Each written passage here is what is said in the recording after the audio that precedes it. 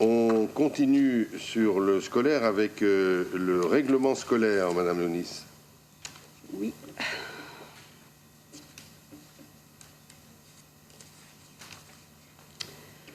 Donc le règlement qui vous est proposé ce soir s'inscrit dans le strict respect de la loi, d'une école qui est ouverte à tous les enfants, quelle que soit leur origine sociale, culturelle ou géographique. Les parents sont libres de choisir entre une école publique et une école privée pour la scolarité de leur enfant. Ils ont aussi la possibilité, s'ils le désirent et en remplissant certaines conditions très précises, de scolariser leur enfant à domicile. Vous savez aussi que depuis juillet 2019, l'école est devenue obligatoire pour les enfants à partir de 3 ans. Et donc la ville, conformément à ses compétences obligatoires, assure l'inscription des enfants dans l'une des 11 écoles de la commune. Le règlement scolaire qui vous est soumis dans le dossier ce soir est un document qui cadre et qui garantit à toutes les familles un traitement équitable, que ce soit sur les modalités d'inscription, soit en maternelle, en élémentaire, dans une classe ordinaire ou en ULIS, et puis pour les enfants de la toute petite section. Donc, juste vous préciser que les enfants de toute petite section sont des enfants de moins de 3 ans. Ils sont accueillis à l'école maternelle La Fontaine, 2 cohortes sur une année scolaire de 16 enfants à chaque fois. La cohorte qui démarre en septembre et les enfants rejoignent la classe de petite section de leur école d'affectation ordinaire, et la seconde cohorte donc reprend le relais derrière de février à juillet.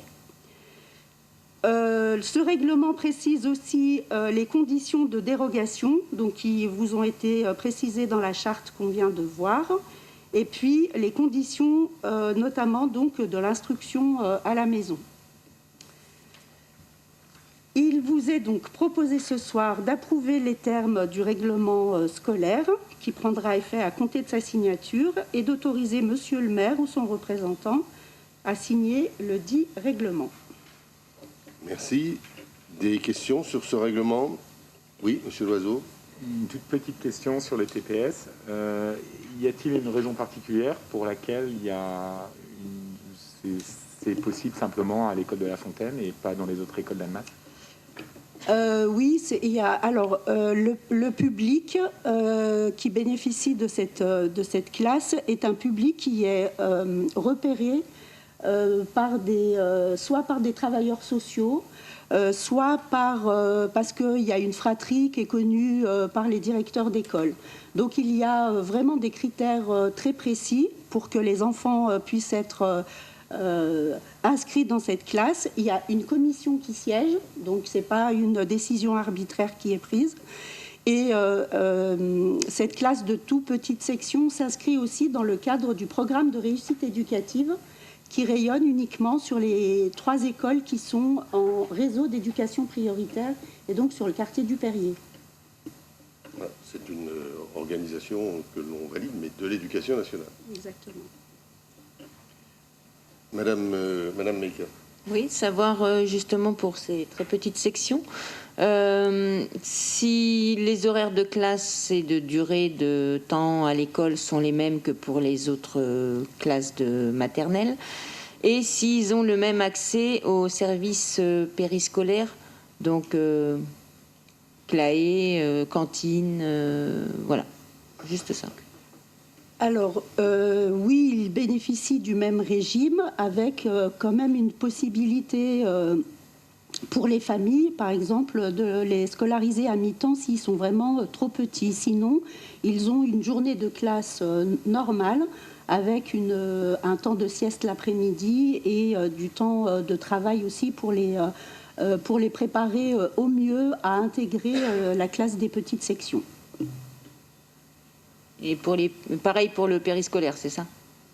Pareil pour le périscolaire, mais en général, c'est des familles qui ne travaillent pas. Et donc, le périscolaire, on essaye de... si les familles n'ont pas besoin de ce service, c'est-à-dire que si elles ne travaillent pas et elles ne travaillent pas tard, plus la journée de l'enfant à l'école, en collectivité est courte, et mieux c'est pour son développement. Donc si on peut éviter des trop longues journées pour ces enfants, on le fait. Et la cantine, pareil? La cantine, pareil. Mais si ce sont des enfants qui ont été repérés justement par rapport à une fratrie qui justement a dû être accompagnée déjà sur le secteur, peut-être que si la fratrie mange à la cantine, ce sera la même chose pour le petit qui arrivera. Si la fratrie mange à la cantine, bien sûr que le traitement il n'est pas différent pour les autres, mais encore une fois, c'est vraiment un travail qui est fait par une commission qui réunit l'éducatrice de jeunes enfants, la médecine scolaire, etc. Donc chaque situation d'enfant est vraiment analysée et l'accompagnement qui est proposé vise à optimiser le bénéfice pour l'enfant. Merci. Ah, mais c'est le contraire. Est-ce qu'il y a d'autres interventions? Pas d'autres interventions. Est-ce qu'il y a des votes contre? Est-ce qu'il y a des abstentions? Merci.